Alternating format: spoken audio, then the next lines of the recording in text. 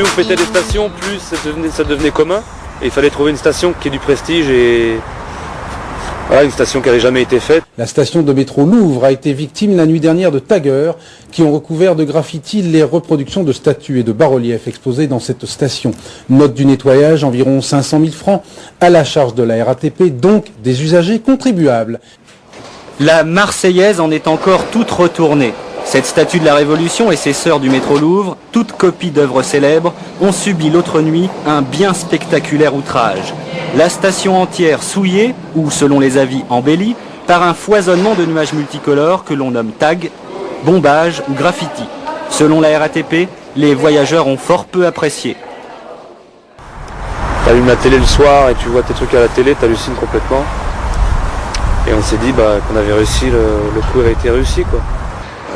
André qui était sur le quai, qui répondait à des interviews, machin. Moi j'aime bien ce qu'ils ont fait parce que l'idée est marrante quand même de s'installer au Louvre, le musée, le graffiti s'installe au musée. Cette idée-là j'aime bien. La plupart des Parisiens n'ont pas supporté. C'est pour ça que nous avons voulu faire très très vite pour le nettoyer. Donc on savait qu'on aurait une bonne couverture presse, mais pas à ce point-là quoi.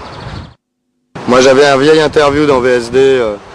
Et là ils ont repéré mon graffiti, ils ont mis en gros Eno, le roi des taggers. C'est lui qui a fait la station Louvre, ils ont pas mis de cache sur mes yeux. Ouais, ça c'est l'impact de Eno, VEP ma gueule. Oh, ah, tu as la force psychologique.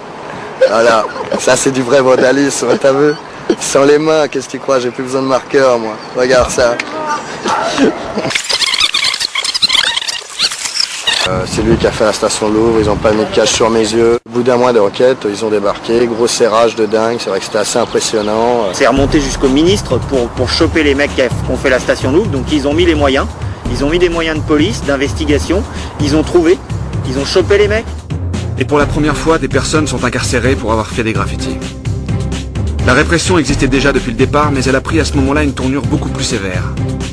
Une brigade de la SNCF va se spécialiser dans la lutte contre ce phénomène. Par la suite, les lois seront adaptées et durcies. La prison ne sera plus une exception. La pratique du graffiti va devenir beaucoup plus risquée. On fait de la prison pour du graffiti, alors que notre seule idée était de faire ouvrir les yeux aux gens, quoi. Même si je pense qu'il fallait marquer le coup, je trouve ça exagéré de mettre des gens en prison pour de la peinture.